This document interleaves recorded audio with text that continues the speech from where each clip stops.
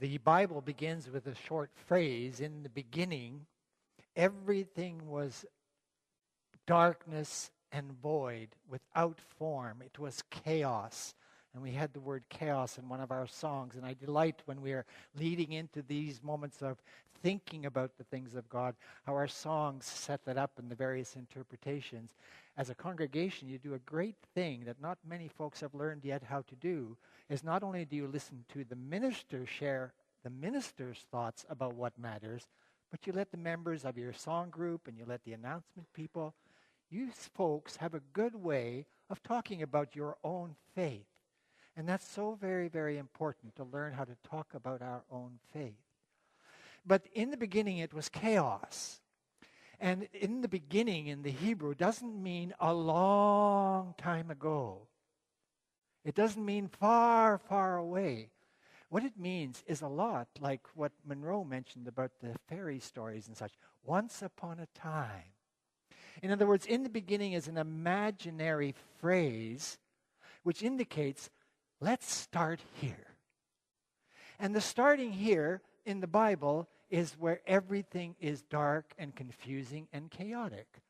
And I suspect that there's not one person in this room who has not had at least one moment where everything seemed like in that beginning moment. And the thing that I love about that is God saw this situation, this chaos, this darkness, this lostness, and God said, let there be light. Now, the thing about light is light helps you find your way. I remember as a young boy, I used to have a paper route, and I used to deliver my papers all around the neighborhood. This was in Thompson, Manitoba. You folks have a connection with Thompson through various stories. But in the last stop, I would have to walk from my house through about a couple of 100 yards of forest to the local hospital. And it was quite dark. And I'd carry a flashlight. And the flashlight would help me to find my way. It also made things jump around, the shadows. So there was a lot of scariness. But I would just trust that light. And that light would lead me to the hospital. And that light would lead me home. And I didn't need to worry about all those scary shadows. Because if I turned the light off, it would get even scarier still. So God is the one who speaks into our life situations to take what is disorderly and make it orderly. Now, that's important because over time, as humanity grows, it begins to lose sight of the things of God. It begins to lose sight of the light which shows us how to go forward confidently. And the darkness begins to rise. And that's part of the symbol that we're using here for Lent. Having these 5 little lights, and then bit by bit, having them hidden by the darkness. And you remember that the light is still shining inside this dark tube. The light cannot be extinguished. But what we are doing in Lent is tracing our human experience again and again and again. We get to a good place. We have to usually work hard to get there. Then we get in the good place and we start to relax. And when we start to relax, things start to sneak in. And they land like little tiny seeds in our imaginations and they take root. Oh no, what's going to happen over there in the world? Oh no, what's going to happen over there in our city? Oh no, what's happening in my heart? Oh no, oh no.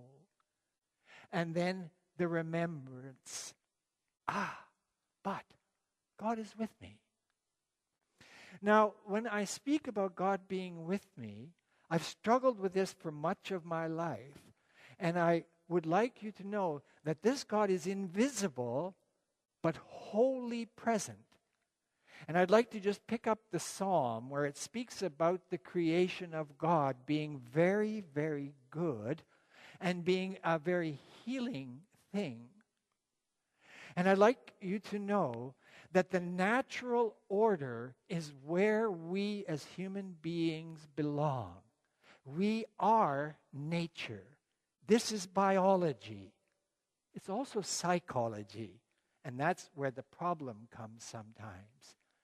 Because our bodies are like the bodies of every creature on the planet, designed by God to survive and to flourish in nature. And that has been our historical dilemma. The tendency has been to move out of nature and into the work of our own hands. The things that we make, the things that we value, the things that we say are important, the things that we say will make you happy and satisfied. And that goes on in every age, and it always gets to a critical limit. And we now, in this period of time, are in that critical stage. The world of nature that God gave us as a gift, the world of nature which we truly are, we are one with it, is being broken down and turned into a world of things. And one of the ways that it's fairly easy to understand that is to remember your childhoods. And to remember how you spent your time after supper. To remember how you spent idle time. And I'm talking about that period before television, before these little handheld devices. These things that we made with our ingenuity, with our genius, these things that we celebrated with our pride, gradually led us out of nature. Now, you know this and I know this, nature is still a good source of healing for many people. There's nothing like having a really trying time in your life. Maybe things aren't going well at work. Maybe things aren't going well at home. And you make a decision that you're going to go for a canoe trip or something that you like to do in nature. I remember one evening I was working for the Anglican church in the Lake of the Woods at a summer camp working with kids. And one evening, I used to like to do this when everybody was sleeping. It was midnight. Lake of the Woods, a perfectly calm day. The water was like glass. And I got in this canoe and I quietly rowed out to the middle of the lake. Big full moon, the whole galaxy above me, and the quiet water reflecting it, the whole galaxy on which I was canoeing. I was in this perfect, quiet place that Lex was telling us about a little bit earlier in the service. And I realized that I lived in a great mystery, a great wonder, a great awe-inspiring place. And I trust that you too have ways of getting in touch with nature that are therapeutic. There's one thing, now this was mentioned earlier too, or maybe at the oak table where you're trying to get this thing to grow stuff. Growing stuff, having a little garden in your backyard or a little flower bed in your front yard and spending a little bit of time in there, getting your hands dirty in the mud, just planting some seeds, getting out the weeds. In this way, getting back in touch with nature. That's what God told Adam and Eve their job was, to take care of nature. Now, I could go on and on about the beauties of nature, but I'd like you to know that the text in the gospel is very important to us when we're thinking about nature. Because Jesus is somebody who is sent from God to help a people lost in the dark to see the light again.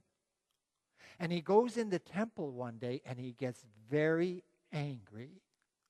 And it's true. Jesus is loving. Jesus is kind. Jesus is compassionate. Jesus is all embracing concerning people. But concerning ideas that are hurting people, Jesus can get angry, just like all the prophets before him. And when Jesus went into the temple, he said, basically, you folks have got it all wrong. Loving God is not about great big buildings. Loving God is not about tithing. Loving God is not about making donations. Loving God is not buying offerings or fancy religious things to make you feel good. That's not what it's about. Jesus is angry because the leaders of his time have taken the natural world and it's been eclipsed by the world of our own making. Now we in the United Church are in a dilemma just now. Because we started out strong. We started out confident. We started out hopeful. God was with us. And what we did is we built all these huge churches, which God never once asked us to do. You can read the Bible, read it through carefully, and you will see again and again God saying to people like King David, when did I ask you to build me a house? See? But that's what we want. And Jesus goes on to speak about the temple, and it's going to be destroyed. So in other words, all this material stuff has no future. But Jesus then speaks about his own body and the resurrection. And we don't want to say too much about it in the season of Lent before Easter, because we're still heading towards the cross. But Jesus speaks about a building and a body. And who you folks are together, who the folks of the Christian faith are together, how they relate to one another, how they talk with one another, how they work with one another, how they share resources with each other. That's the church. This is not the church, this building. This is a place where the church meets.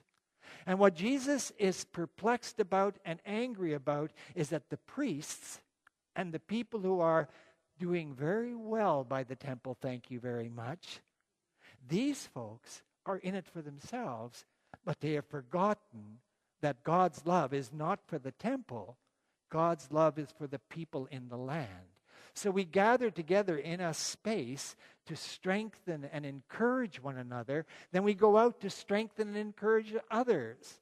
That takes our energy. We come back to be strengthened and encouraged. Then we go out, and it's a rhythm of in and out. And one of the reasons the United Church of Canada is doing poorly these days is because it has forgotten something.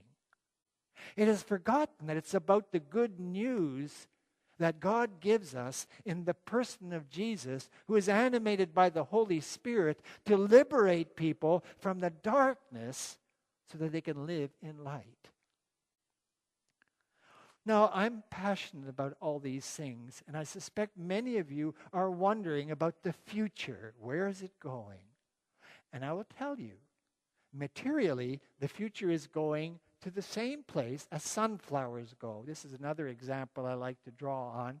If you go for a summer drive in Manitoba, late summer, well, if you can go once a week during the summer, it's even more fun, because the soil starts out black, then it gets a little bit green, and then you see the sunflowers start to grow, and they're bright and they're beautiful, and you think it's amazing, and then they start to droop their heads, they bow down, they turn brown, and they die. And all of us city folks think, oh, those beautiful flowers are dying. And what does the farmer think? Woo-hoo, harvest time is coming. So where we are approaching in history just now is a kind of a harvest time.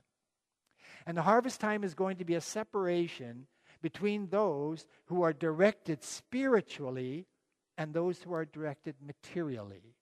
Those who are directed like the psalmist to love and appreciate and venerate the natural order, to celebrate its goodness. I mean, if I asked you what's the most precious thing in our life's experience, it would have to be air. Well, what does air cost you? Well, nothing yet. Betty mentioned about bottled water. I don't want to put any shame on anybody. But that's the Nestle Corporation. And the Nestle Corporation has made billions of dollars selling us all kinds of junk. All kinds of junk. In fact, many of the major corporations. If Jesus was here, he'd be turning over money changers' tables. He'd be knocking on bank doors. How come, he'd say? You got millionaires over there in the country club, and you got people over there at Oak Table and at other community ministries. Where's the balance? Where's the harmony? We're in the season of Lent. It's a time to pause, a time to think, to reflect, and to make decisions. Do we want to go the way Jesus is calling us to go? Or do we want to go the way of the powers in this world how they want us to go.